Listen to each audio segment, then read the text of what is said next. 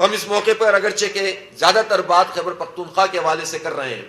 لیکن میں ضرور چاہتا ہوں کہ اس وقت پاکستان میں جو مجموعی طور پر معاشی حالات ہیں، حکومت روزانہ بیان دے رہی ہے کہ بجلی کی قیمتیں ہم کم کر رہے ہیں، لیکن روزانہ بیان دینے کے باوجود پچھلے کئی مہینے سے یہ عمل نہیں ہو رہا اور بجلی کی قیمتیں کم نہیں کی جا رہی۔ ہم نے پہلے بھی کہا تھا اور اب بھی ہم یہ کہتے ہیں کہ حق دو عوام کو جو تحریک ہے اور بچاؤ پاکستان کو، اس کے مختلف عنوانات ہیں، اور جماعت اسلامی انشاءاللہ بجلی کی قیمتوں میں کمی کے حوالے سے جو تحریک ہم نے شروع کی ہے، ہم عید کے بعد اس کے لیے پورے ملک میں ایک نئی موبلائزیشن بھی کرنے جا رہے ہیں اور حکومت کو پیچھے ہٹنا پڑے گا۔ بجلی کی قیمتوں میں کمی اگر نہیں کی گئی، اور وہ کمی کہ جس کے نتیجے میں انڈسٹری چل سکے، عام آدمی کو ریلیف مل سکے، جس میں چھوٹی انڈسٹری چل سکے، جس میں کمرشل ایکٹیویٹی ہو سکے، اگر وہ نہیں کیا تو پاکستان کی یہ معیشت صرف اشتہاروں میں بہتر ہوگی۔ اور اشتہاروں کا معاملہ بھی یہ ہے کہ حکومت نے سارے اگلے پچھلے ریکارڈ توڑ دیے ہیں اور قوم کے ٹیکسوں کے پیسوں کو اپنی تشہیر کے لیے استعمال کرتے ہوئے میڈیا کو خریدنے کے لیے یہ سارے اقدامات کیے جا رہے ہیں۔ اس لیے ہم یہ سمجھتے ہیں کہ بجلی کی قیمتیں کم ہونی چاہیے، پیٹرول کی لیوی بڑھا کر ایک نئے عذاب میں لوگوں کو مبتلا نہیں کرنا ہوگا، اور اسی طرح تنخواہ دار لوگوں کا ٹیکس کا جو پورا سلیب سسٹم ہے اس کو ریوائز کرنا پڑے گا، چونکہ عام لوگ بالکل بلبلا رہے ہیں، پریشان آ رہے ہیں، اور اب گرمی جو بڑھے گی تو بجلی کی قیمتیں بھی اس طرح سے بڑھیں گی۔ پھر تلوار لٹکی ہوئی ہے، جن لوگوں نے انویسٹمنٹ کر دی ہے سولر میں، اب ان پر تلوار ہے کہ وہ پالیسی بھی حکومت تبدیل کرنے جا رہی ہے۔ اور پھر حکومت بار بار یہ کہتی ہے کہ ہماری آئی ایم ایف سے بات ہو گئی ہے، آئی ایم ایف سے بات ہو گئی ہے، اور پھر بھی لوگوں کو ریلیف نہیں دیا جا رہا، تو یہ کتنا بڑا فیلئر ہے۔ ایک طرف حکومت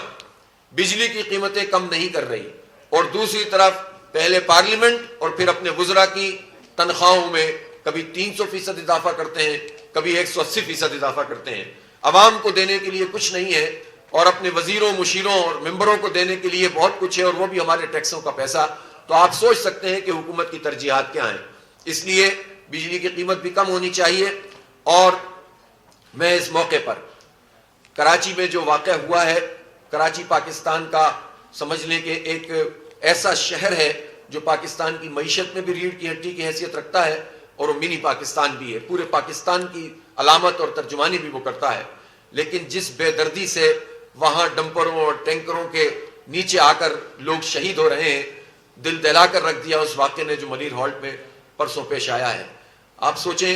کہ حکومت سندھ کچھ بھی کرنے کے لیے تیار نہیں ہے۔ 3500 ڈمپروں لوڈروں کو دن کے وقت میں بھی اجازت دی ہوئی ہے کہ وہ دندناتے پھرتے ہیں، اور وہاں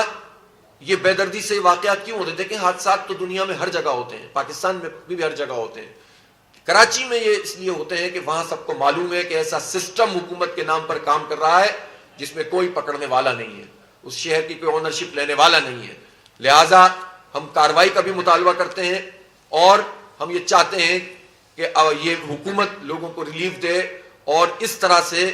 جس طرح، اور دیکھیں لوگ اس کو لسانی رنگ دینے کی کوشش کرتے ہیں، لیکن آپ کو معلوم ہونا چاہیے کہ ان ڈمپروں اور ٹینکروں کے نیچے جو لوگ شہید ہو رہے ہیں ان میں مہاجر بھی ہیں، پختون بھی ہیں، پنجابی، بلوچ، سب لوگ ہیں۔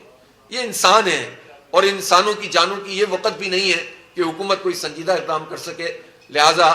پورا پاکستان پریشان ہے کہ یہ اس شہر کے ساتھ کیا ہو رہا ہے۔